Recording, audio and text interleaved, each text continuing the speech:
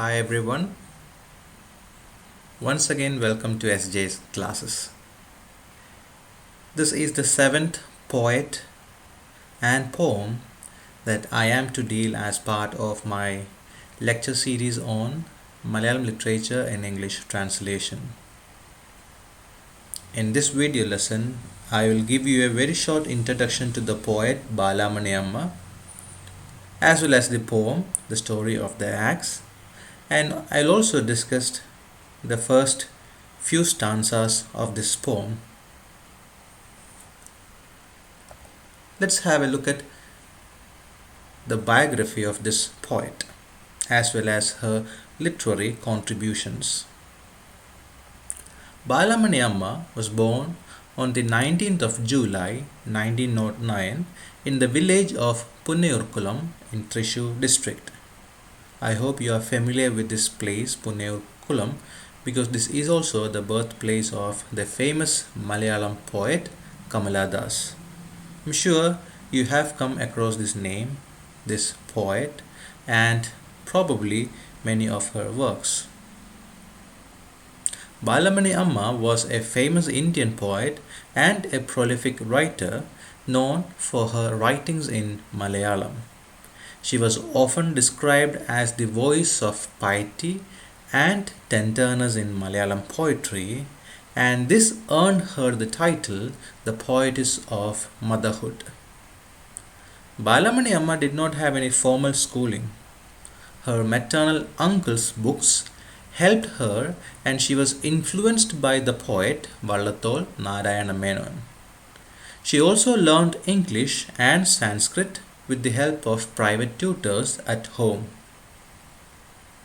She was blessed with writing skills. Her literary output includes more than 20 anthologies of poems, translations, and prose works. Koopukai, which can be translated into English as The Folded Hands, was her first poem, which was published in 1930. The poem begins with the ecstatic feeling at the sight of her first child. This was written when she was barely 21. This was also the title of the collection of poems to which Vallathol Narayana Menon gave an introduction. She rose to fame and people started knowing her when she received Sahitya Nibuna Puraskaram award from the former ruler of the Kingdom of Cochin, Parishit Tamburan. Her main books of collected poems are Sobanam, which can be translated as The Staircase, and Nivedyam, song food offering to God. Sobanam covers her poems written during the period from 1930 till 1955.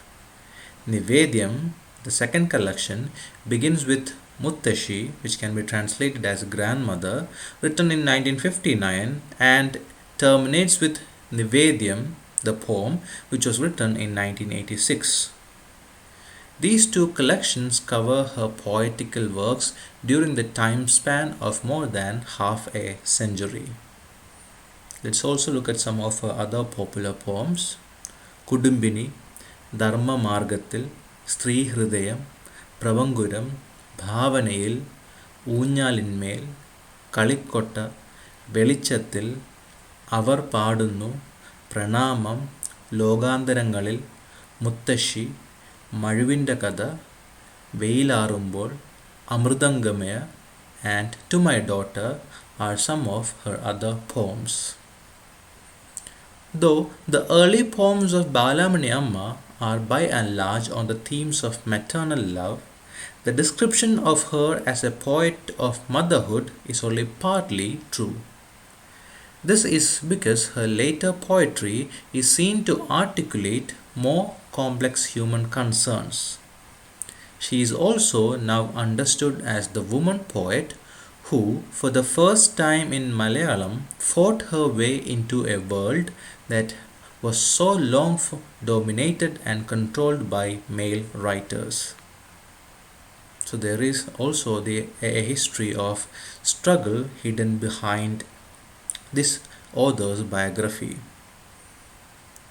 She was also honored with a number of awards for her contribution to literature, and some of them are Vallathol Award, Kerala Sahitya Academy Award, Lalithambiga Antarjanam Award, Saraswati Samman, Kendra Sahitya Academy Award, N.V. Krishna Warrior Award, and Eduthajan Award.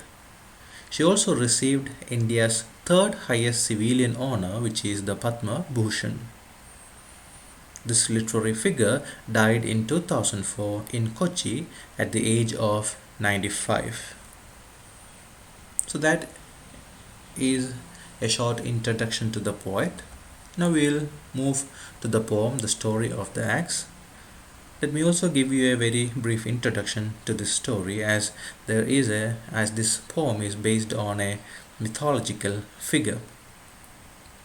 The story of the axe, with the Malayalam title Mazhuvinte Katha, which was published in 1956, was originally included in the collection Sobanam.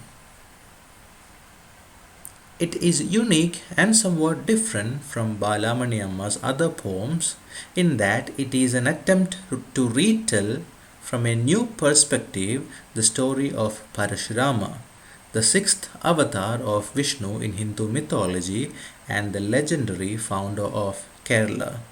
So this is what makes this poem different. It's an attempt to retell from a new perspective the story of Parashurama. Mazhuvinte Katha, which is translated to English as The Story of the Axe, has been published even as a separate book in 1966 with the poet's preface to it, and it deserves special attention. The preface explains the poet's aim in writing the three poems in it. Parashurama, after killing his own mother in order to obey his father, wanders restlessly. The axe that killed his mother is looked upon as a symbol of destruction. It craves to take revenge on Kartavirya, who takes away his father's cows. The power that Parashurama gains through his penance, along with the power of his axe, destroys his enemy and his kingdom. Parashurama repents. But when the enemies kill his father, he becomes violent again. He destroys the full Kshatriya race. After that, he throws away the axe, which to him is a symbol of violence, into the ocean. After a long time, a new land arises where the axe was thrown. Parashurama blesses the land created by him with all the physical and spiritual prosperities. He then again retires to the mountain before the affection for his own creation acts as a chain on his legs. This mythological character is the speaker of the poem, The Story of the Axe. Now let's look at the initial stanzas of the poem. Atop Mount Mahendra, silent and serene, I sit alone gazing into the distance. So at the very outset, we understand that the speaker of the poem is this mythological figure called Parashurama. Atop Mount Mahendra. Atop means at the top of. At the top of Mount Mahendra. Mount Mahendra is the mountain range described in the epics Ramayana and Mahabharata. It is also considered as the place where Parashurama spent the days of his life and practiced penance or tapas. So we have this speaker who is at the top of Mount Mahendra, and the place is silent and serene. The place is free of any sort of disturbances. And what is the speaker doing? I sit alone gazing into the distance. So the speaker is alone, Parashurama is alone, and he is looking with a fixed eyes into the distance. The wind, lights and sounds drift past me down the valley below. So nothing seemed to affect him. Wind, lights and sounds, it drift past him down the valley below. Waves of ocean skip and flash in bubbles beneath this my abode. So he describes Mount Mahendra as his place of living, as his abode, and he gives us the description of his dwelling, his abode. He is alone there. You have all these entities, wind, light, sound drifting past him. You have a valley down this huge mountain ranges, and you also have this ocean beneath this valley. So at the very outset, we get a description of the abode and the speaker who resides there, which is and who is Parashurama. My eyes linger on the land below, stretched out like a long green leaf under the blue sky. So he is gazing at this land below him, which is stretched out like a long green leaf. The poet uses a simile there to describe the land that Parashurama sees. The land is like a long green leaf under the blue sky. The dream of a saint's son. And this land is described as a dream of a saint's son. This saint is probably Parashurama's father, Jamadagni. The dream of a saint's son, the fruit of his act, will, wisdom, and power. So this land came into being. It came into existence as the result of his will, his wisdom, and his power. It was his conscious decision which brought, or it was his decision that brought this particular land into existence. Let's read the second stanza. All decked up today in festive cheer, with the air redolent of flowers and fresh paddy, the twang of toy bows and music swelling to meet the roar of the reveling crowd. So in the previous stanza, Parashurama described his abode and also the land that he is gazing at. In the second stanza, he describes the mood, the atmosphere of that particular land. All decked up today in festive cheer. So the land appears to be in some kind of festivity, and the air is redolent, is filled with the strong scent of flowers and fresh paddy. You can also hear music coming from the land, and also a crowd, a celebrating crowd, a crowd that celebrates noisily. You can also witness that on the land. And yet no one remembers me. So Parashurama has this grievance to share to us.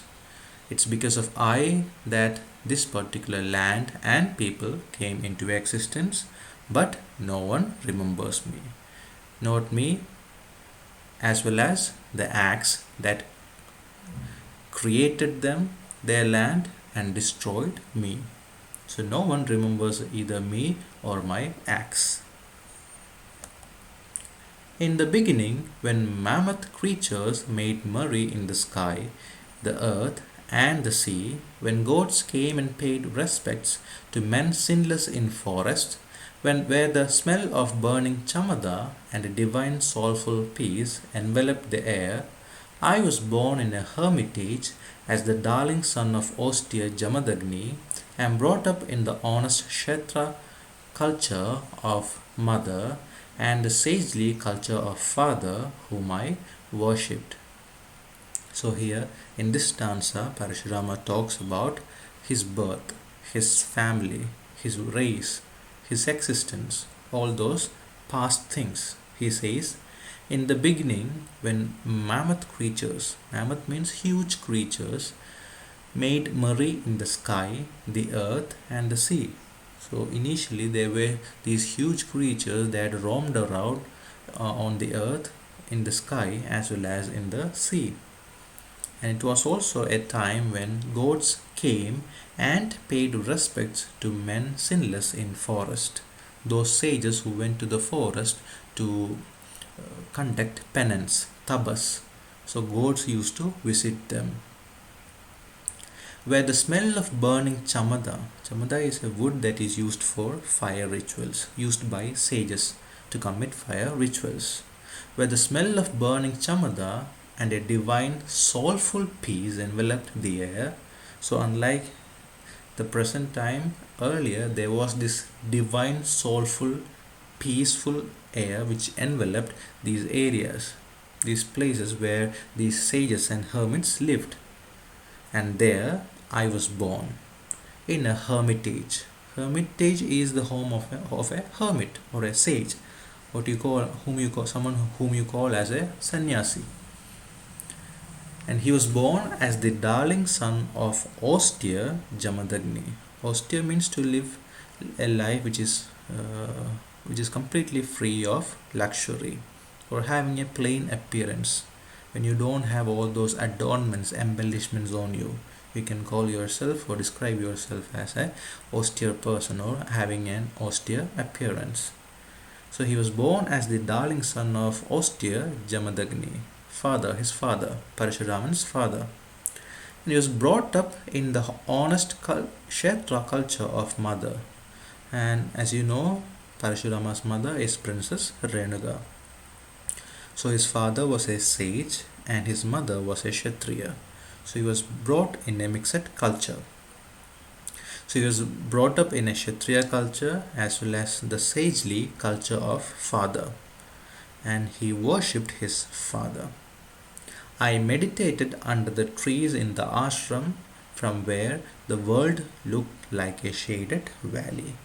So he used to meditate under the trees in the ashram where his father lived, and from there when he gazed at the outside world, it looked like a shaded valley, one that is covered in some kind of darkness, or one that is protected by some kind of entity.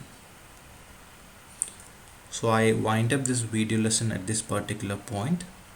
I will discuss the remaining stanzas in the next video lesson. Thank you so much for being with me.